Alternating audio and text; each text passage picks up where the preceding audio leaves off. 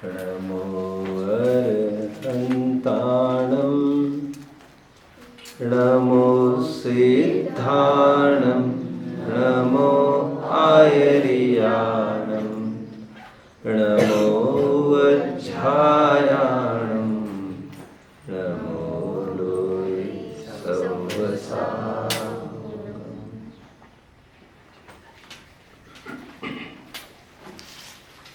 मोक्षार्थियों, जहाँ रहने में आता है वहाँ रमना जरूरी नहीं हुआ करता, कुछ मजबूरियां भी हो सकती है। एक कहानी आप लोगों ने जरूर सुनी होगी, king Robert Bruce spruce from Scotland. और ये लड़ाई हार कर, मैदान से भागकर एक गुफा में आकर बैठा था। उस गुफा में आकर बैठा तो था, लेकिन वहां पर एक स्पाइडर जो निरंतर ऊपर चढ़ना चाहता था, गुफा के रूफ को पहुंचना चाहता था और निरंतर फिसलता जा रहा था। उस स्पाइडर की सफलता को देखकर, प्रयत्नांति परमेश्वर को देखकर, मेहनत का फल देखकर वहां से उठा इंस्पायर्ड होकर, फिर लड़ाई के मैदान में जा जमा और फिर इंग्लिश को हरा दिया था। उसने ब्रिटिशर्स को हरा दिया था। तात्पर्य, गुफा में बैठा है वो, लेकिन मजबूरी जानकर, जान छिपाने के लिए। लेकिन वहां पर छिपा तो है, लेकिन वहां पर कुछ शिक्षा लेकर फिर मैदान में आकर खड़ा हुआ, क्योंकि राजा की शोभा गुफा में नहीं है, मैदान में। लेकिन गुफा में जाना मजबूरी हो सकती है उसकी। ठीक उसी प्रकार बच्चों, शुभोपयोग एक गुफा है, शुद्धोपयोग मैदान है जिससे शान होती है। वैसे गुप्त गुफा तो शुद्धोपयोग को कहते हैं अध्यात्म में। मेरा उदाहरण आपको लागू करना है अनुरूप। कहने का तात्पर्य, वो शुभोपयोग में रहकर मुनिराज इसी की विद्या अर्जित करता है कि मैं पुनः शुद्धोपयोग की प्राप्ति कैसे कर सकूं। आप लोगों ने गौर किया होगा, हम बस स्टॉप, बस स्टेशन पर रुकते, रमने के लिए नहीं रुकते, अच्छा लगता है इसी के लिए भी नहीं रुकते हैं, लेकिन वह हमारी मजबूरी हुआ करती है। जैसे ही हमारी बस हमें सामने दिखाई देने लग गई, हम झट से निकल लेते हैं वहाँ पर। फिर वहाँ पर एक सेकंड भी, एक मिनट भी रुकेंगे क्या? धर्मशाला में आना यात्रियों की मजबूरी है। कल सुबह 7 बजेंगे, 7 बजते हमें तीर्थ यात्रा, तीर्थ वंदना प्रारंभ करनी है। और जैसे तीर्थ की चोटी पर ऊपर पहुंच जाए, तीर्थ की तरफ निकल जाए, फिर धर्मशाला संबंधी कोई विकल्प रहता है क्या? धर्मशाला में रहना, टाइम निकालना उनकी मजबूरी है, लेकिन तीर्थ यात्रा करना उनका ध्येय है, लक्ष्य है, उनको जरूरी है। प्रतिज्ञा तीर्थ की करके आए हैं वे। धर्मशाला ये नहीं मिली तो दूसरी धर्मशाला में जा सकते हैं, लेकिन तीर्थ ही यात्रा ही नहीं करेंगे तो क्या करेंगे? प्रयोजन और लक्ष्य ही तीर्थ यात्रा का है। ठीक उसी प्रकार लक्ष्य, प्रयोजन और प्रतिज्ञा मुनियों ने दीक्षा के काल में की है, वह शुद्धोपयोग की है। इस शुभोपयोग में कैसे रम सकते हैं, ये आपको समझ लेना चाहिए। इसीलिए इस शुभोपयोग का होना अत्यंत मजबूरी से होता है, न चाहते हुए भी होता है। इसीलिए कदाचित इस शब्द का प्रयोग किया गया है। ऐसा नहीं है कि कदाचित मतलब कभी कभी, अर्थात कभी कभी शुभोपयोग होता हो। जैसा मैं कल भी कह रहा था, शुद्धोपयोग से दुगुना काल शुभोपयोग का हुआ करता है। अधिकांश काल तो उनका शुभोपयोग में ही जाता है। तो कहना तो ये चाहिए था कि कदाचित शुद्धोपयोग होता है, लेकिन ऐसा तो नहीं कह रहे हैं, क्योंकि टाइम फैक्टर की तरफ से बताया ही नहीं जा रहा है। ये प्रायोरिटी फैक्टर की तरफ से बताया जा रहा है, मजबूरी फैक्टर की तरफ से शुभोपयोग को कदाचित बोला जा रहा है। कदाचित का एक अर्थ तो कल मैंने यह किया था कि अत्यंत मजबूरीवश वहाँ जाना पड़ रहा है, वे उसे वहाँ पर जाना, शुभोपयोग में जाना मजबूरी समझते हैं। जैसे कल मैं एक डायलॉग कह रहा था, निरंतर 2-3 दफ़े कह चुका हो, चक्रवर्तित्व भरत का गौरव नहीं, मजबूरी है मजबूरी। ठीक उसी प्रकार शुभोपयोग मुनि का गौरव नहीं, मजबूरी है मजबूरी। गौरव तो उनका शुद्धोपयोग में रहना था, इसी मजबूरी को लेकर कदाचित मंदराग के उदय से शुभोपयोग को प्राप्त होते हैं, उसको भी वे हे जानते। ऐसा कदाचित शब्द का प्रयोग करना पड़ा। कदाचित शब्द का दूसरा अर्थ मैं कल ये कह रहा था, जिसको लेकर एक प्रश्न भी खड़ा हुआ था। कल मैं ये कह रहा था, शुद्धोपयोग जितना हम करते हैं, जितना पंचम गुण स्थानवर्ती करता है, उससे ज्यादा शुद्धोपयोग मुनिराज कर लेते हैं। जैसे उदाहरण के तौर पर मैं आत्मा में 1 मिनट रम पा रहा हूँ, मग्न हो पा रहा हूँ, पंचम गुण स्थानवर्ती 2 मिनट रम सकता है, लेकिन वेराज मुनिराज 3-4 मिनट भी रम सकते हैं अपने उपयोग में। इसीलिए बढ़ता हुआ, इसीलिए शुद्धो मुनिराज को तो स्पेशली शुद्धोपयोगी कहा ही जाता है। तो उनमें प्रचुरता शुद्धोपयोग की होती है, जितनी गृहस्थों को शुद्धोपयोग की प्रचुरता नहीं हो सकती, प्रचुरता है ही नहीं। बस शुद्धोपयोग होता है गृहस्थों को, 4-5 गुणस्थानवर्तियों को, बट 7वें गुणस्थानवर्ती मुनियों को प्रचुरता होती है शुद्धोपयोग की। इसीलिए मुनियों को शुद्धोपयोग की प्रचुरता जानकर उनमें शुभोपयोग की गौणता कही गई है, और इसी गौणता को कदाचित शब्द से पुकारा गया है। ये कदाचित शब्द के मैंने 2 अर्थ किए।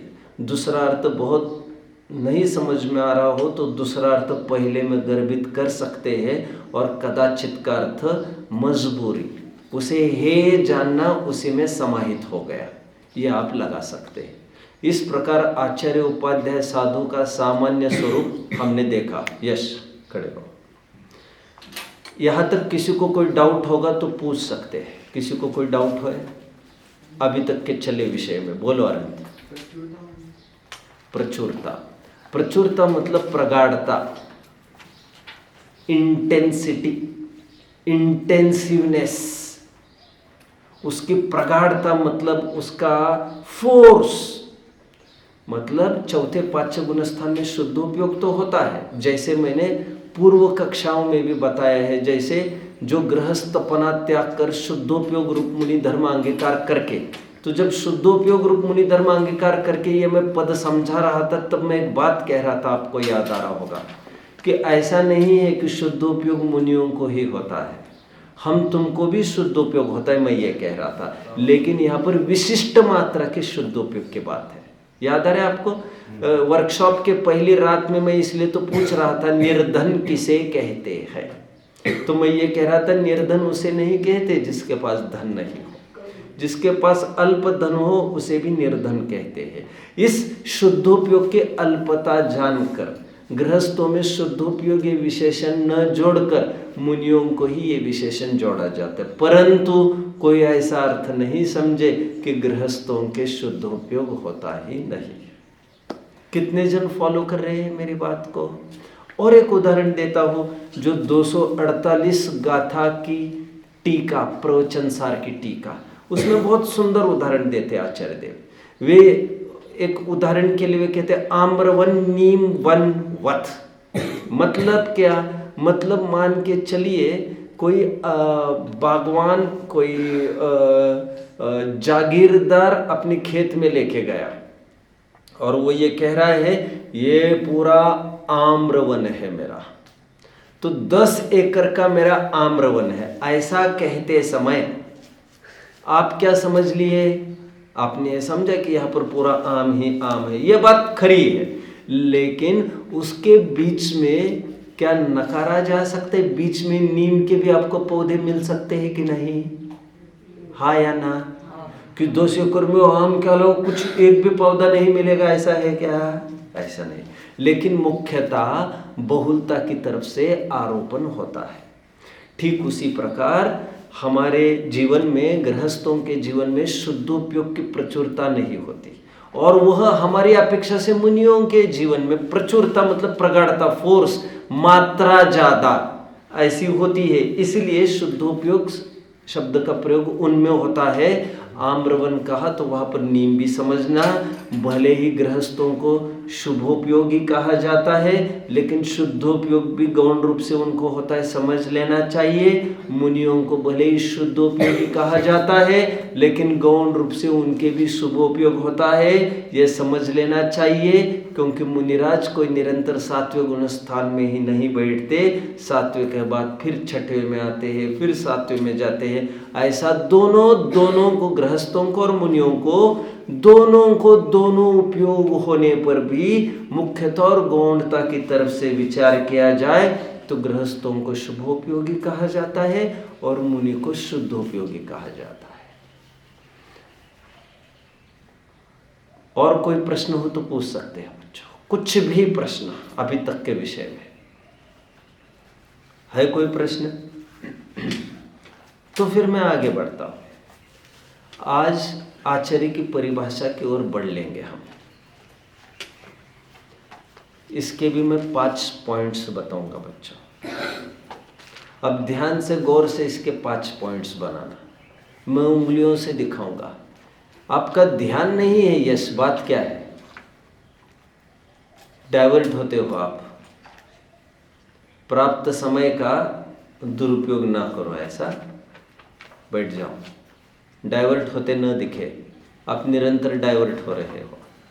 एक बात। दूसरी बात, बीच में मैं रुक ही गया हूं तो आपको कह दूं, ये जो जिनवानी की बैग्स आप लेके आते हो, इन बैग्स को ध्यान रखना, आपको छाती से लगा कर लाना है। ऐसे हाथ नीचे लटका कर नहीं, हाथ नीचे लटक जाएगा आपका तो ये जिन बैग में जिनवानी रखी वो घुटने तक आ जाएगी। और आप कोई बुजुर्ग, वृद्ध, बीमार भी नहीं हो। बुजुर्गों से तो बहुत अपेक्षा की भी नहीं जा सकती। कोई सज्जन देखेगा तो कहेगा क्या है ये बच्चे, इनको इतना भी विवेक नहीं है। एक बात तो हाथ में लटका कर नहीं लाए, ध्यान रखा जाए, इसके लिए बैग्स नहीं दी गई है। दूसरी बात, जो हाथ में लटका कर नहीं लाते हैं, गले में बेल्ट बांध कर लाते हैं, वे भी इस बात को समझे। गले में बेल्ट बांध कर भी उस बैग की हाइट कमर के नीचे जा रही है, लेवल। तो आप बेल्ट को कुछ इस प्रकार एडजस्ट करें जिससे वो बैग यही तक आ जाए। समझ रहे हैं? तो जैसे मुझे कोई दिखाएगा तो मैं उसको बता सकूंगा ये सही है नहीं है। तो बेल्ट्स अकॉर्डिंगली आप एडजस्ट करें, छोटे करें, ताकि वो नीचे ही बनी रहे, तो आप फ्री रह गए। आगे बढ़ता हूँ मैं आचार्य की परिभाषा की ओर। जो सम्यक दर्शन ज्ञान चारित्र की अधिकता से प्रधान पद को प्राप्त करके मुनि संघ के नायक हुए है। पॉइंट 1। पॉइंट 2, मुख्य रूप से तो स्वरूपाचरण में ही मग्न रहते हैं। पॉइंट 3, परंतु कभी कभी मंद राग के उदय से करुणावश धर्म के लोभी जीवों को धर्म का उपदेश देते हैं। कोई दीक्षा लेने को इच्छुक हो 4, तो उसे योग्य जानकर दीक्षा देते हैं 5, तथा कोई अपना दोष प्रकट करना चाहे तो उसे प्रायश्चित विधि से शुद्ध करते हैं। इस प्रकार आचरण करने वाले और कराने वालों को आचार्य कहते हैं। मैं परिभाषा को अभी रिपीट करूंगा। बिना पॉइंट्स को कहे हुए। जो सम्यक दर्शन ज्ञान चारित्र की अधिकता से प्रधान पद को प्राप्त करके मुनि संघ के नायक हुए हैं, मुख्यता से तो स्वरूपाचरण में ही मग्न रहते हैं, लीन रहते हैं, परंतु कभी कभी रागांश के उदय से करुणावश धर्म के लोभी जीवों को धर्म का उपदेश देते हैं। कोई दीक्षा लेने के इच्छुक जीव को योग्य जानकर दीक्षा देते हैं, तथा कोई अपना दोष प्रकट करना चाहे तो उसे प्रायश्चित विधि से शुद्ध करते हैं। ऐसे आचरण करने और कराने वालों को आचार्य कहते हैं। ये 5 पॉइंट्स हो गए। कितने जनों को ख्याल में आ रही है? साफ साफ 5 पॉइंट्स। कौन इसे बिना देखे बोल सकता है? मुझे बोल के कौन दिखाएगा इस परिभाषा को?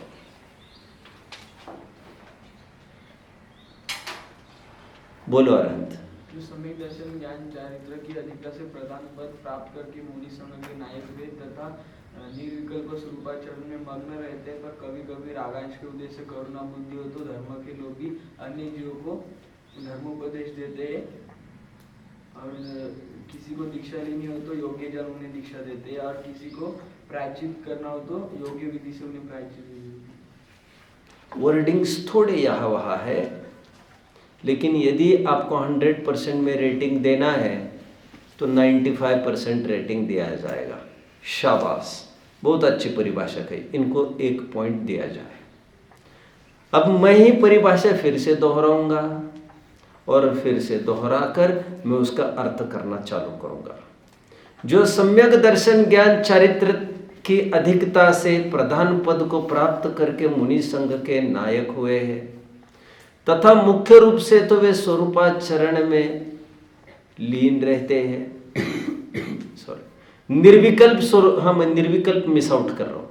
मुख्यता से तो निर्विकल्प स्वरूपाचरण में लीन रहते हैं, तथा परंतु कभी कभी रागांश के उदय से करुणावश धर्म के लोभी जीवों को धर्म का उपदेश देते हैं, तथा कोई दीक्षा के इच्छुक जीव को योग्य जानकर दीक्षा देते हैं, तथा कोई अपना दोष प्रकट करना चाहता हो तो उसे प्रायश्चित विधि से शुद्ध करते हैं। ऐसा आचरण करने वाले तथा कराने वालों को आचार्य कहते हैं। ठीक है, अब अर्थ की ओर बढ़ते हैं, पहले पॉइंट की ओर आते हैं। पहले पॉइंट में जो सम्यक दर्शन ज्ञान चारित्र की अधिकता से 1A प्रधान पद को प्राप्त करके 1B मुनि संघ के नायक हुए हैं 1C। हालांकि तीनों का कोई अलग सा एक्सप्लेनेशन संभव नहीं है, क्योंकि one and the same things है। ये ऐसी कोई अलग अलग चीजें हैं नहीं। प्रधान पद को प्राप्त करना मतलब ही संघ के नायक होना, और नायक और प्रधान पदता का आधार कुछ अधिकाई ही होती है। तो हम इसी पर अभी स्ट्रेस देंगे, सम्यक दर्शन ज्ञान चारित्र की अधिकता से। अभी एक प्रश्न है बच्चों, आचार्यों में सम्यक दर्शन, सम्यक ज्ञान, सम्यक चारित्र की अधिकता बताई जा रही है। मैं अभी सहजता में देख रहा था, मैंने 6 महीने पहले क्या क्या पढ़ाया था आपको। 6 क्यों, आज से लगभग 7 महीने हो गए। जनवरी में मैं आया था, तब यही पाठ पढ़ाया था, right, if I am not wrong. तो मैं वर्डिंग्स भी देख रहा था आपके, तो नोट आप ही लोगों ने किया हुआ एक लाइन पढ़ी मैंने आज सुबह। वो लाइन यह थी, उपयोग आत्मा की परिणति को उपयोग कहते हैं।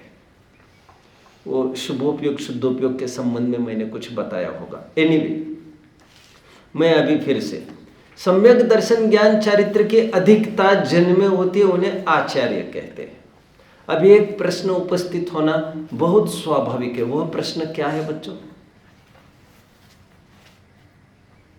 ये हमें बात थोड़ी अटपटी लगनी चाहिए थी। क्यों? क्योंकि जितने भी मुनिराज हैं मुनि संघ में, उन सब का सम्यक दर्शन ज्ञान चरित्र बराबरी का ही हुआ करता है। सभी जन छठवें सातवें गुण स्थानवर्ती ही है। सबका प्रोग्रेस का पेस बराबर है। सभी समतल पर खड़े, जैसे सभी सिद्ध बराबर होते, वैसे मुनि संघ में जितने भी मुनि हैं, उपचार की बात कर रहा हूं, उपचार से वे भी समतल पर खड़े हैं। उन सब की भूमिका लगभग एक सी है। लगभग क्यों कह रहा हूं मैं? क्योंकि छठवां सातवां ऐसे दो गुण स्थान कहने हैं, इसलिए लगभग शब्द डाला। यदि सातवें ही गुणस्थानवर्ती सभी होते तब लगभग भी नहीं डालता। और यह संभावना हो सकती है कि कोई छठवें में हो तो उसी समय में कोई और सातवें में हो, इसलिए यह लगभग मुझे डालना पड़ा। लेकिन यदि छठवां सातवां में एक साथ बोलूं तो मुझे लगभग डालने की जरूरत ही नहीं है। तो मैं ये कह रहा हूं, मुनि संघ में जितने भी मुनि हैं वे समान तल पर खड़े हैं। उन सब का प्रोग्रेस बराबर का है और वे सभी छठवें सातवें गुण स्थानवर्ती हैं।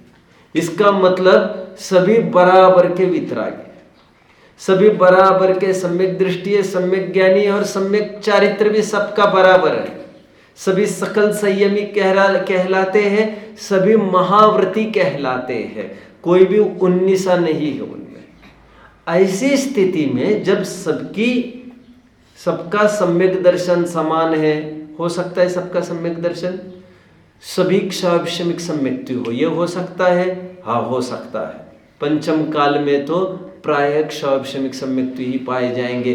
क्षायिक सम्यक्ति इस काल में कोई हुआ भी नहीं करता और औपशमिक सम्यक तो केवल प्रकट करते समय ही होता है। तो सम्यक तो सबका बराबर, सम्यक ज्ञानी भी सभी है, सभी मति श्रुत ज्ञानी, सभी क्षाविषमिक सम्यक्ति और चारित्र भी, स्थिरता भी यदि देखो तो सभी सकल संयमी है, तो सभी बराबर है श्रद्धा ज्ञान चारित्र में। ऐसे में आचार्यों को सम्यक दर्शन ज्ञान चारित्र की अधिकता क्यों कही? कितने जन को प्रश्न समझ में आ रहा है जो मैं कह रहा हूं? बल्कि कभी कभार तो ऐसा भी हो सकता है, स्वयं आचार्य तो है क्षायोपशमिक सम्यक्ति और संगस्थ मुनि है क्षायिक सम्यक्ति। कभी कभी तो ऐसा भी हो सकता है कि आचार्य को 11 अंग का ही ज्ञान है और उसी संग में रहने वालों को 12 अंग का ज्ञान है। कभी कभी तो मामला उल्टा दिखाई दे सकता है, उनसे श्रद्धा बड़ी और मुनियों की देखने में आ सकती है, उनसे बड़ा ज्ञान और मुनियों को देखने में आ सकता है। तो ऐसा क्यों कहा जा रहा है कि इनकी अधिकता? एक तो मैंने पहले संभावना ये कही कि सबका बराबर सम्यक दर्शन ज्ञान चरित्र होता है। दूसरी संभावना में ये भी खड़ी करके दिखा रहा हूँ आपको कि आचार्य की तुलना करें तो औरों के भी श्रद्धान और ज्ञान की प्रकर्षता पाई जा सकती है। फिर आचार्यों को ही प्रधान क्यों कहा जा रहा है? उन्हीं को अधिकता क्यों कही जा रही है सम्यक दर्शन ज्ञान चरित्र की? कितने जन मेरा प्रश्न समझ रहे हैं? खड़े रहेंगे जरा, जिनके हाथ ऊपर ने वे सब खड़े रहिए और ध्यान से सुनते रहिए अभी मैं जो कह रहा हूं। यह प्रश्न उपस्थित होना बहुत जरूरी था, सम्यक दर्शन ज्ञान चारित्र की अधिकता। अब यहाँ पर अधिकता का क्या तात्पर्य है? अपनी ही जगह खड़े रहना है, यहाँ वह नहीं जाना है। सम्यक दर्शन ज्ञान चारित्र की अधिकता मतलब क्या? ध्यान रखना, जब सम्यक दर्शन ज्ञान चारित्र की समानता कही जा रही है मुनियों में, तो वहां पर सम्यक दर्शन ज्ञान चारित्र का तात्पर्य निश्चय सम्यक दर्शन ज्ञान चारित्र है। और निश्चय सम्यक दर्शन ज्ञान चारित्रता की तरफ से देखो तो सभी मुनि बराबर है। कैसे बराबर है? सभी मुनि है वे शुद्धोपयोग द्वारा अपने को आप रूप अनुभवते हैं। सभी जन सम्यक ज्ञानी है। कैसे? क्योंकि सभी जन स्वयं को आत्मा जानते हैं।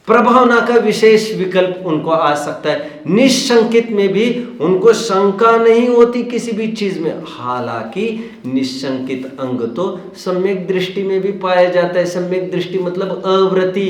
तुम्हारे हमारे शरीरों को भी उतनी ही निशंकता होती है जितनी मुनियों को।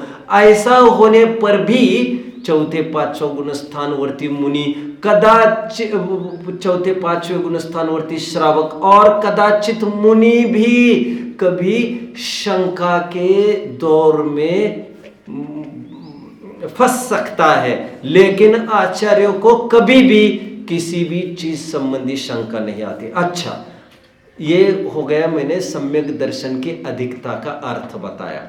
निर्जुगुप्सा की अपेक्षा में घटित करके दिखाता हूं आपको।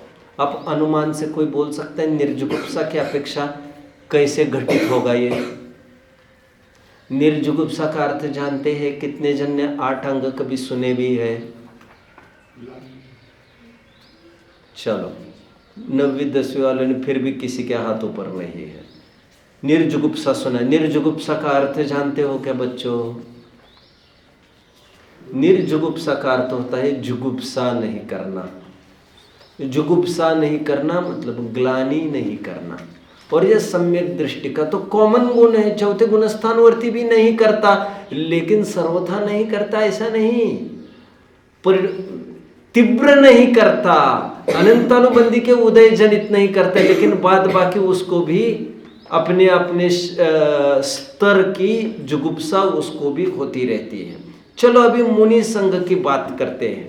इसलिए यह बताया गया है बच्चों, यदि मुनियों को आपस में दीर्घ शंका होने लग जाए, लघु शंका होने लग जाए, तो ग्रंथों में ऐसे तक उल्लेख मिलते हैं आचार्यगण उनका मल मूत्र का क्षेपण कैसे होगा इसका भी विचार करते हैं। आप समझ रहे? अपने अंगों का प्रयोग करके भी उनका मल मूत्र का क्षेपण करना पड़े तो वो भी करते हैं। तात्पर्य कोई बताएगा मुझे आप में से? तात्पर्य इतना ही है कि उनको जुगुप्सा नहीं होती, ग्लानि नहीं होती आपसी मुनियों के बारे में। और आचार्यों की ये विशेष खासियत है, क्योंकि आचार्य एक फादर के स्थान पर है, एक पिता के स्थान पर है। अब देखना, भैया को कुछ हो जाए तो बहन को थोड़ी सी ग्लानि हो सकती है, लेकिन माँ बाप को कभी भी ग्लानि नहीं हो सकती उस बात की, क्योंकि उनके माथे बहुत बड़ी जिम्मेदारी है। ठीक उसी प्रकार आचार्य के माथे सभी, जैसे 500 मुनियों का संघ है तो 500 जन की जिम्मेदारी उनके माथे है। उनको ग्लानि करके कैसे चलेगा? ग्रंथों में यहाँ तक आता है बच्चों, यदि मुनिराज आहार करने के लिए असमर्थ होने लग जाए, वे अपने पैरों के बल पर खड़े रहने में असमर्थ पाए, तो जंगल से लेकर नगर तक जहां पर आहार लेना है वहां तक आचार्य स्वयं मुनि को बल देकर, उसको सपोर्ट देकर मुनियों को नगर तक लेके आते हैं। फिर ये तो रूल आप जानते ही है, आहार करते समय किसी का सपोर्ट वर्जित है सर्वथा। वो तो खड़े रह सके तो यार करने, लेकिन वहां से यहाँ तक 2 किलोमीटर का फासला आचार्य स्वयं पकड़ कर लेके आए हैं। उनका वात्सल्य तो देखो। ऐसा नहीं कि आचार्य किसी को बोल दे जाओ तुम जाओ, ऐसा नहीं, आचार्य का ही उल्लेख है। हाँ, मजबूरी में ऐसे भी हो सकता है, क्योंकि मुनि के संग में एक साथ 3-4 जनों को संकट आए तो क्या कर सकते हैं। ये मैंने वात्सल्य में घटित किया, जुगुप्सा में भी घटित, निर्जुगुप्सा में भी मैंने घटित करके दिखाया। क्या घटित करके दिखाया कोई बता सकता है बच्चों? निर्जुगुप्सा में मैंने ये घटित किया, उनके मल मूत्र के क्षेपण में कोई बाधा आती हो तो स्वयं अपने अंगों से भी उसका निवारण कर सकते तो करते हैं। स्वयं अपने हाथ से भी उनकी कुछ वैयावृत्ति करनी हो तो भी कर लेते हैं। आचार्यों में सम्यक दर्शन की अधिकता है का मतलब उनमें निशंकित, निकांक्षित, निर्विचिकित्सा, अमूढ़ दृष्टि। अबे अमूढ़ दृष्टि में कैसे लगाएंगे कि अधिकता होती है, अमूढ़ता में कैसे लगाएंगे कोई बोल सकता है? अनुमान कर सकता है? अमूढ़ दृष्टि मतलब क्या कोई जानता है बच्चों? अमूढ़ दृष्टि का मतलब, अमूढ़ दृष्टि पढ़ाए तो गया होगा आपको। अमूढ़ दृष्टि मतलब होता है विपरीत मार्ग पर नहीं चलना। विपरीत मतलब सच्चे देव शास्त्र गुरु के अलावा यहाँ वहाँ भटकना नहीं, दोनों डगरियों पर हाथ रखना नहीं, एक निष्ठ होकर चलना। यह तो सम्यक दृष्टि का ये गुण बताया गया है, अमूढ़ दृष्टि। लेकिन मुनिराज के भी प्रसंग पड़े पर कभी कभी विचलितपना देखने में आ सकता है, लेकिन आचार्य कभी भी विचलित नहीं होते हैं। वे कैसी भी प्रसंग आए सच्चे देव शास्त्र गुरु के प्रति बहुत अडिग बने रहते हैं। कहने का तात्पर्य निशंकित, निकांक्षित, निर्विचिकित्सा, अमूढ़ दृष्टि और उपगूहन। उपगूहन मतलब कदाचित। क्यों भाई, क्या दिक्कत है? यश आ जाओ इस तरफ। कभी कभार ऐसा हो सकता है आपस में मुनियों को एक दूसरों के बारे में निंदा आदि करने का भाव उत्पन्न हो, इस तरफ। यस, कभी ऐसा मुनियों को भाव आ सकता है। मुनि आचार्यों को कभी भी नहीं, आचार्य कभी भी किसी की कमी, गुप्त रूप से किसी की कमी पता हो तो किसी और मुनि को नहीं कहते, न और मुनियों के सामने कहते परिस्थिति देखकर। इसलिए उनको बड़ा धीर गंभीर माना जाता है आचार्यों को। ये मैंने आपको उपगूहन के बारे में समझा है। किसी को समझाना है कोई गलती कर रहा हो तो बाकी मुनि उतनी तरकीब से, उतने मनोविज्ञान से और उतनी आत्मीय भावना से समझा पाए ये जरूरी नहीं है। लेकिन आचार्य के पास सभी सूत्र और सभी ट्रिक्स और टैक्ट से उनके पास, वे तरकीब से वो उनको समझा सकते हैं, मार्ग से भटकने वाले को फिर से स्थापित कर सकते हैं। स्थितिकरण भी उनमें विशेष देखने में आता है। प्रभावना के रूप में मैंने क्या उदाहरण दिया तो कोई बताएगा? वात्सल्य में मैंने क्या बताया तो कोई बताएगा? उनका इतना वात्सल्य होता है आचार्यों का कि वे स्वयं अपने हाथ से पकड़कर नगर तक लेके जा सकते, वैयावृत्त कर लेते हैं उनकी, कुछ हाथ पैर भी दबाना हो वो भी कर लेते हैं आचार्य। अरे अपने यहाँ पर गोदी में उनको लेकर समाधि संलेखना का टाइम हुई, इतनी आत्मीयता से हर एक मुनि इसमें प्रवीण होगा ये जरूरी नहीं। इस प्रकार आचार्यगण सम्यक दर्शन में अधिक होते हैं अन्य मुनियों की तरफ से। ऐसा जो कहा वह व्यवहार सम्यक दर्शन की तरफ से कहा है। अब मैं आगे बढ़ता हूं। अभी विचार करें बच्चों तो आचार्यों को सम्यक ज्ञान में अधिक बताया गया है अन्य मुनियों के कंपैरिजन में। वो किस अपेक्षा अधिक कहा गया है? निश्चय सम्यक ज्ञान की अपेक्षा से तो सभी समान है, लेकिन व्यवहार सम्यक ज्ञान की अपेक्षा ही आचार्यों को बड़ा कहा है। आपका क्या अनुमान है बच्चों, क्या अधिक हो सकता है आचार्यों में? कुछ अनुमान ट्रेस लग सकता है आपको? सोचना सीखो, आप सोचने के उड्डाने भरना सीखो। माना आप गलत हो सकते हो, लेकिन सही रास्ते की ओर बढ़ने के लिए गलत डिसीजन आना ये छोटे छोटे पड़ाव है। शाहरुख खान को कोई एक इंटरव्यू में एक प्रश्न पूछा गया और उनको ये पूछा गया what is the secret of your success, आपकी सफलता का रहस्य क्या है? तो उन्होंने कहा गुड डिसीजंस, मैं सही निर्णय लेता हूँ। माफ करना, मैं कोई इंटरव्यू मैंने टीवी पर उनकी देखी नहीं है, मैं टीवी पर इन कलाकारों को कभी देखता भी नहीं हूँ। दरअसल मैं पुस्तकें बहुत पढ़ता हूँ। उस पुस्तक में एक जगह एक जन का स्पीच आ गया, उस स्पीच में ये बात आई थी, इसलिए ये मुझे पता चला। उन्होंने, शाहरुख खान ने ये कहा कि good decisions is the secret of my success. किसी ने फिर ये पूछा उनको, ये अच्छे निर्णय की क्षमता आपको कहाँ से आ गई? तो तुरंत उन्होंने उत्तर दिया एक्सपीरियंस, अनुभव से ये सब मेरे में विद्या अवगत हो गई कि मैं सही निर्णय ले लेता हूँ। फिर किसी ने उनको प्रश्न पूछा what is the secret of experience, इस अनुभव का क्या रहस्य आपका? तो उन्होंने एक सिंपल उत्तर दिया रॉन्ग डिसीजंस, गलत निर्णय। मतलब गलत निर्णय के बल पर आपको अनुभव आने लगता है, अनुभव के बल पर आप सही निर्णय लेने लगते हैं और सही निर्णय के बल पर एक दिन आप सफल हो जाते हो। तात्पर्य मेरा कहने का यह है, अब गलत भी उत्तर दे लेकिन उत्तर देने की आदत डाले।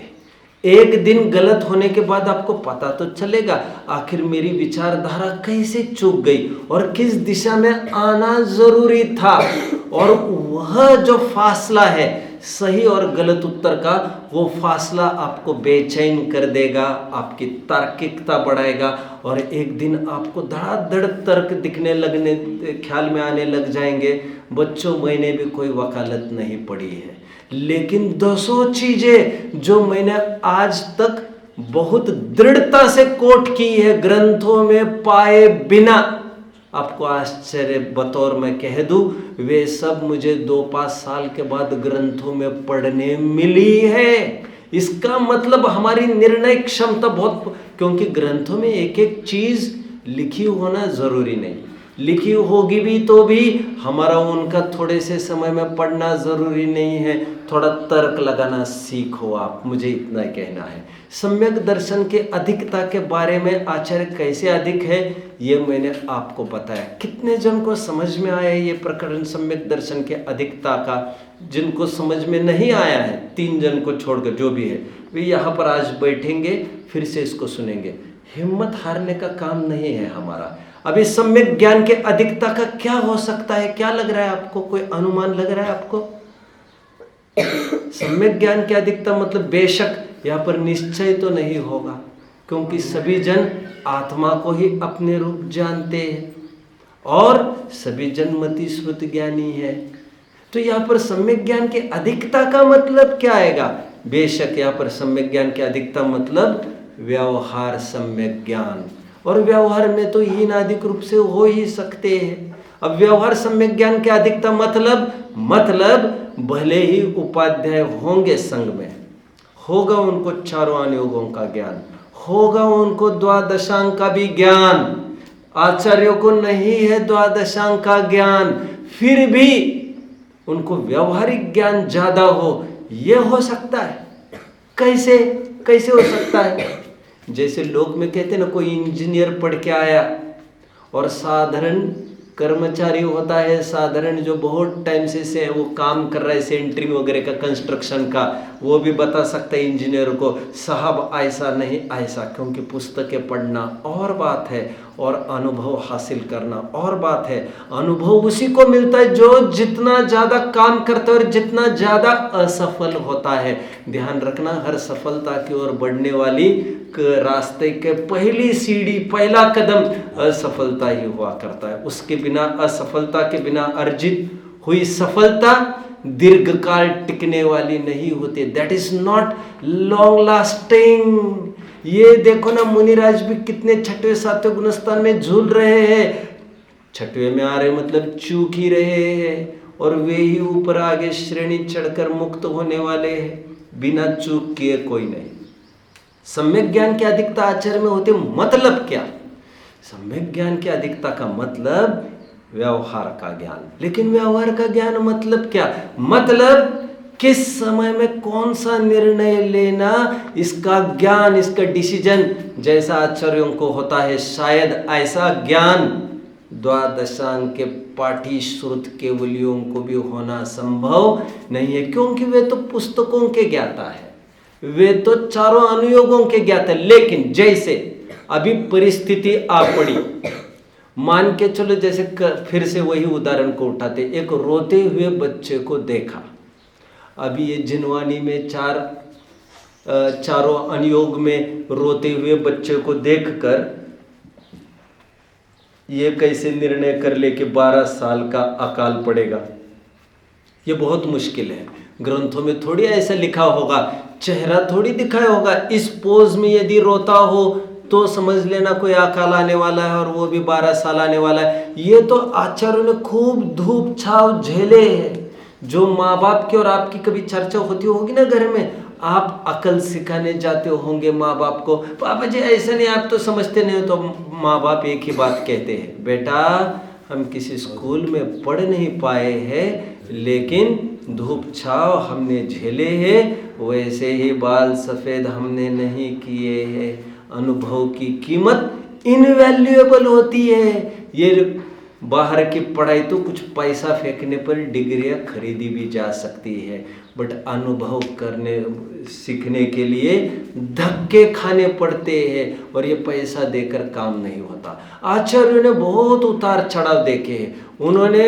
उन्होंने देखा है 30 साल पहले जब भूकंप आया था तो मुनि संघ में क्या हुआ था और तब क्या हल निकाला था हमारे आचार्यों ने। वे ये जानते कोरोना की स्थिति आई थी तब जब हमारे आचार्य थे, मतलब उन्होंने अपने जीवन में 3 आचार्यों की छत्र छाया देखी है, उनका डिसीजन पावर देखा है। जब राजद्रोह हो गया था, अनैतिक राजा यहाँ पर आ गया था, आतंक कर रहा था, तब हमारे आचार्यों ने क्या डिसीजन लिया था, उन सब का अनुभव साझा किया है उन आचार्यों ने।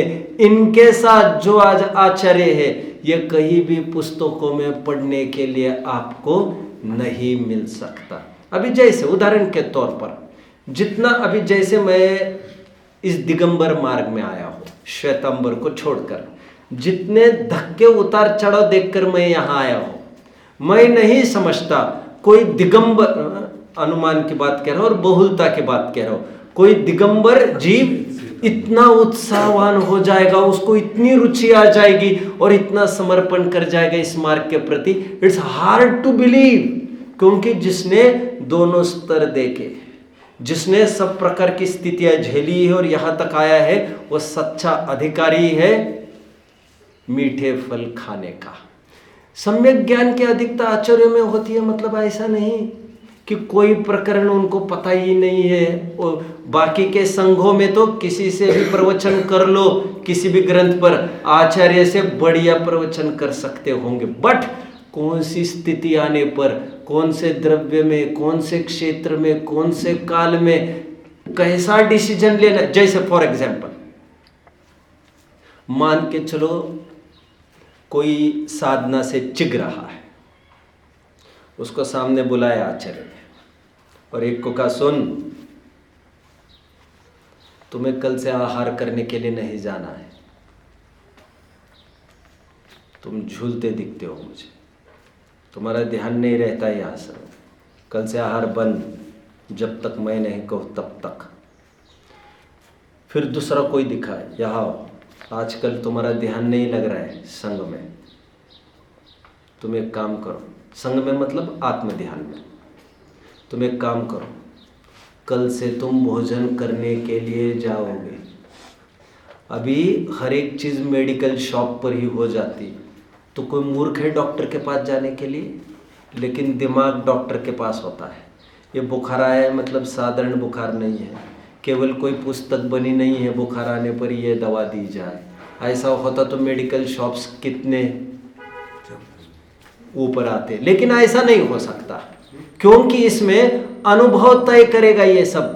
और इसीलिए आजकल गैर कानूनी माना गया है इस बात को कि मेडिकल शॉप में कोई जाए और उसको तुरंत मेडिसिन वो दे दे, ये गैर कानूनी बताया गया है। उसको जरूरी है डॉक्टर का प्रिस्क्रिप्शन लेके आए, क्योंकि समझदार डॉक्टर है। इसलिए आज भी हमें किसी डॉक्टर के पास जाना है, हम क्या करते हैं, अच्छा 2 साल का अनुभवी, 10 साल का अनुभवी, ओके क्या 70 साल का अनुभव है, अरे लोग डिग्रियां तक नहीं देखेंगे, आज ऐसा होता है। खैर, सम्यक ज्ञान की अधिकता का तात्पर्य मैं आपको यह कह रहा था, कौन सी स्थिति में कौन सा कदम उठाना है इसका ज्ञान आचार्यों को ही हो सकता है। जो पुस्तकों का और शास्त्रों का पाठी उपाध्याय है कदाचित वह हार जाए, लेकिन आचार्य ने सब प्रकार की स्थितियां देखी। इस पर मनोविज्ञान भी आचार्यों के पास है, किसको कौन सी समस्या आई है तो उसको कैसे समझाया जाए। जैसे अभी 2 मरीज सामने खड़े थे आचार्यों के, दोनों को वही समस्या थी, मन नहीं लग रहा था। एक को कहा भोजन करने जाना है, एक को कहा भोजन छोड़ना है। ऐसा क्यों किया? ऐसा इसलिए किया क्योंकि एक युवा था, वो खा पी कर प्रमाद ज़्यादा आता था, उसको कहा भैया 4-5 दिन हल्का हो जाओ, ज़रा आहार करने के लिए नहीं जाना है। और एक वृद्ध थे, वे तो वैसे ही तपस्वी ज़्यादा थे, वे आहार ज़्यादा नहीं करते थे, इस कारण से उनको साधना में कमजोरी आने लग गई। तो उनको कहा सुनो भैया, आपको आहार करने के लिए जाना है। मतलब दोनों एक ही रोग से ग्रसित है, दोनों को विरुद्ध उपदेश दिया जा रहा है। ये दो विरुद्ध उपदेश देने का काम किसी ग्रंथों में पढ़कर नहीं हो सकता, ये मनोविज्ञान और अनुभव के ही बल से हो सकता है। इसको कहते हैं सम्यक ज्ञान की अधिकता।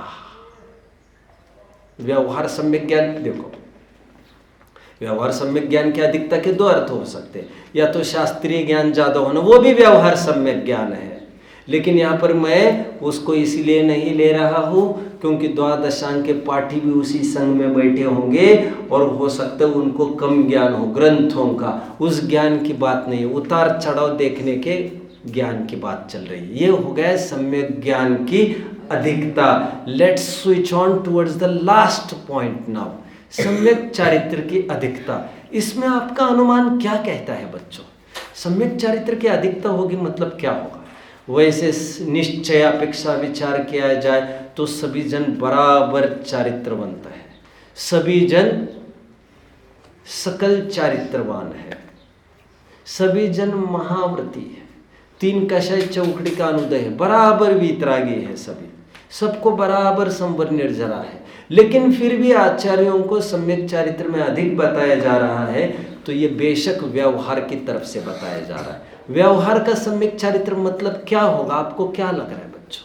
किसी का कोई अनुमान? मैं बताता हूं। जैसे 28 मूल गुण का पालन ये तो सभी करते हैं, बाहर का चारित्र की मैं बात करता हूं। 5 महाव्रत का पालन सभी करते, 28 मूल गुणों में कोई कमी बेशी नहीं हो सकती, कोई ही नादिकता नहीं हो सकती, सभी मुनि बराबर 28 मूल गुण वाले होते। बट तो फिर आचार्यों में क्या विशेष चारित्र है?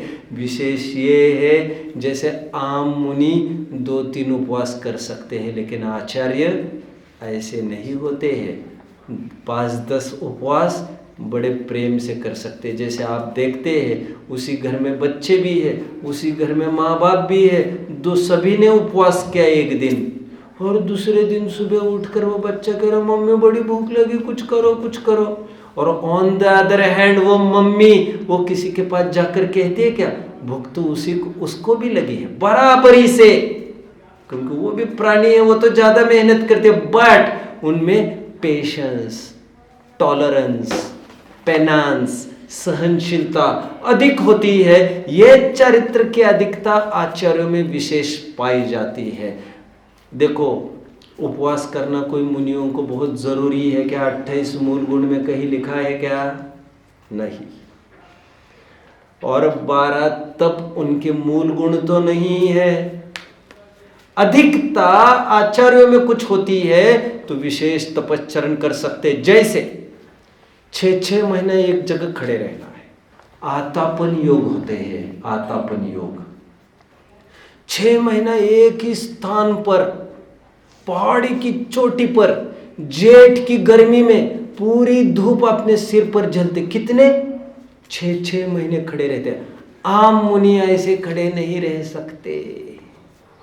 ये ऐसे योग, ऐसी धारणाएं, ये चारित्र की विशेषता आचार्यों में ही पाई जाती है। और एक बात कहना जरूरी समझ रहा हूं बच्चों, जब भी किसी को प्रायश्चित के रूप में किसी को उपवास दे दिया आचार्य ने, तुम 2 उपवास करने हैं, तो आचार्य तुरंत एक दिन उपवास स्वयं कर लेते हैं। अभी आप कल्पना कर रहे होंगे इतने जनों को उनको प्रायश्चित देना है, अब उनकी कितनी कैपेसिटी होगी, ट्रिमेंडस। भले ही सम्यक चारित्रवंत 28 मूल गुण वाले और वितरागता वाले सभी, निश्चय से देखो तो सभी बराबर वितरागी, निश्चय चारित्र समान। व्यवहार चारित्र में भी 28 मूल गुण समान। मैं उस व्यवहार चारित्र की बात नहीं कर रहा हूं, मैं उस व्यवहार चारित्र की बात कर रहा हूं जो ऑप्शनल था और उसमें वो ज्यादा काम चला सकते हैं, और वही अधिकारी है संघ के आचार्य बनने का। इसे कहते सम्यक चारित्र की अधिकारी। किसी को कुछ भी डाउट होगा बच्चों, मैं 5-7 मिनट उनके लिए छोड़ता हूं। 5-6 मिनट है अपने पास। कोई भी डाउट हो आपको, किसी भी प्रकार का उल जलूल प्रश्न हो, भले ही सिली से सिली क्वेश्चन हो, यू आर वेलकम, आप प्रश्न पूछ सकते हैं। है किसी को कोई प्रश्न? फिर मैं आगे बढ़ता हूँ बच्चों, क्यों समय ज़ाया करूँगा मैं, मेरे पास और 5 मिनट है।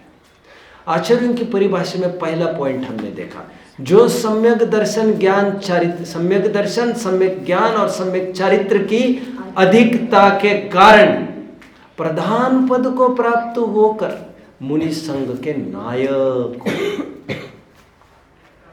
अभी प्रधान पद कोई वहां पर कोई इलेक्शन थोड़ी होता है कि मुझे मुझे मुझे मुझे। यहाँ पर तो होड़ इस बात की लगती है, हमने 4 मंगल पाठ में ये सब कुछ तसल्ली से अध्ययन किया है, आपको याद आ रहा होगा। तो मैंने तब भी कहा था वहाँ पर तो कोई आचार्य बनना नहीं चाहता, ये तो थोपा थोपी के पद है। ऊपर वाला आदमी नीचे को कहता है भाई तुम बन जाओ, नीचे वाला कहता है भाई बख्श दो ना। ये यहाँ पर कोई वोट मांगने के लिए थोड़ी जाना है। यहाँ पर प्रधान पद को मतलब उनकी गुणवत्ता ने उनको आचार्य बनाया। और किसने उनको आचार्य बनाया? उन्हीं के आचार्य ने जो 500-600 मुनियों को रोजाना देखते थे और उन्होंने जाना कभी संकट की स्थिति में ये बहुत अच्छी परिचर्या कर सकता है, ये टहल कर सकता है आपस के मुनियों की, इसका डिसीजन मेकिंग बहुत अच्छा है, तो उसी को आचार्य बनाऊंगा, ऐसे उन्होंने प्लान करके रखा था। और जब उनको समाधि का अवसर आया उन्होंने झट उसी को बुलाया और कहा मैं तुम्हें आचार्य पद देना चाहता हूँ। इसीलिए उसको प्रधान पद जो मिला है वो अपनी अपनी योग्यता से प्राप्त, उसने कोई अर्जी नहीं लगाई है, उसको भी वे हेय मानते। और मुनि संघ के नायक मतलब लीडर हुए, लीडर। अभी और एक बात समझ लेना, 2-3 मिनट है ही और ना है आपको कोई प्रश्न है तो मैं इस बात को और बता दूं। वैसे 500-600 मुनियों में एक ही आचार्य होता है, ये बात तो खरी है, लेकिन एक आचार्य 500-600 पर कैसे ध्यान रखेंगे? तो वे आचार्य भी स्वयं 5-10 जन को नियुक्त कर देते हैं, जिन्हें कहते हैं निर्यापक आचार्य। इसलिए हमने भी यहाँ पर अपने मोक्ष स्थली में भी एक जन को, कौन, आर्णव को, हमारे आर्णव जी ने तुरंत हाथ ऊपर करके स्पिरिट दिखाया कि मैं करूँगा ये। और करना क्या है हमको, और जिसको विशेष सद्भावना है अपने फेलो मैन के प्रति, अपने भाइयों के प्रति विशेष अनुराग भक्ति है, वही ये काम कर सकता है। बात बात में नाक बहुत सिकुड़ने लग जाए, देखो उसकी नाक बह रही है, देखो उसका मलमूत्र बह रहा है, तो वो अधिकारी नहीं है उसका। आप समझ रहे बात को? मैं कह रहा था मुनि संघ के नायक हुए मतलब जरूरी नहीं एक ही जन सब संभाले, वे भी अपने अधीनस्थ 4-5 जनों को अपॉइंट करते हैं और 4-5 जन सबका ध्यान रखते। फिर उनको कोई समस्या आती है विशेष तो वे आचार्यों की कोर्ट में लाते हैं, फिर आचार्य उसका हल निकाल लेते हैं।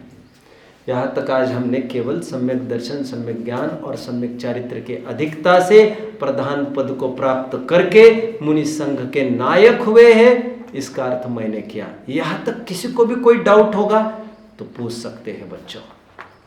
पंडित जी, ये संकेत और निकांक्षित जो आपने अधिकता बताई वो फिर से बताओ। निशंकित जैसा शब्द ही कह रहा है, किसी प्रकार की कोई शंका नहीं होना, पाप के ही उदय से ये संकट आया है, आहार करने को नहीं जाता इसलिए ये बीमारी हुई है, गलत। आहार होने से ही मैं पुष्ट हुआ हूँ, अच्छा होगा, सामयिक होगी, ऐसा नहीं। मेरी उपयोग ही स्थिर नहीं रह पा रहा है, इसलिए शंका नहीं होना, निशंकित, निकांक्षित। एक आध दिन 1 घंटा इसको ले लूँगा, वैसे जितना पढ़ा है ना 9वीं-10वीं में उतना काफ़ी है। निकांक्षित शब्द ये कह रहा, कोई कांक्षा नहीं होना, और शब्द में ही अर्थ छिपे है।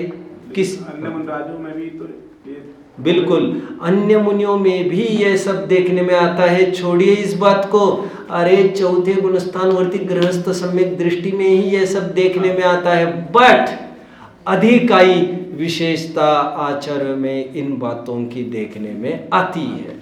ऐसा नहीं है कि मुनि कोई डिग जाएंगे कोई उपसर्ग आने पर और वे फिर कोई किसी परिस्थिति में, लेकिन सबके अपने अपने कैपेसिटी होती है और आचार्यों की कैपेसिटी बहुत ट्रिमेंडस है बच्चों।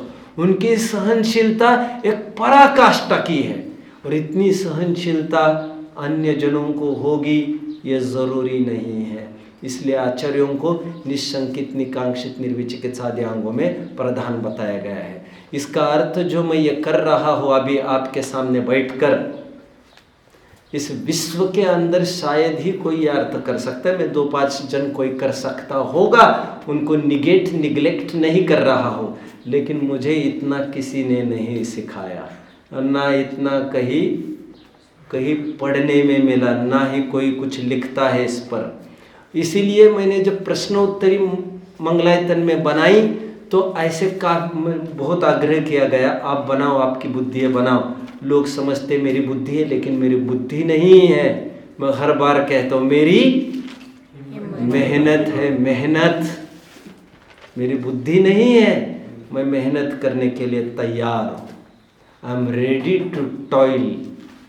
क्योंकि जिनको अकल की कमी है वो मेहनत से उसकी पूर्ति कर सकते हैं, ये मेरे से बेहतर कोई नहीं जान सकता। खैर, सम्यक दर्शन ज्ञान चारित्र की अधिकता मतलब क्या, प्रधान पद मतलब क्या और मुनि संघ के नायक और आचार्य ही उसके लायक है, इसकी चर्चा हुई। तो निशंकित निकांक्षित कभी 1-आध घंटा देखना पड़ेगा, पूरा घंटा उसमें लगाना पड़ेगा और अभी अलग से उस पर चर्चा अभी नहीं की जा सकती। ठीक है, किसी को कोई प्रश्न नहीं? ओम नमः।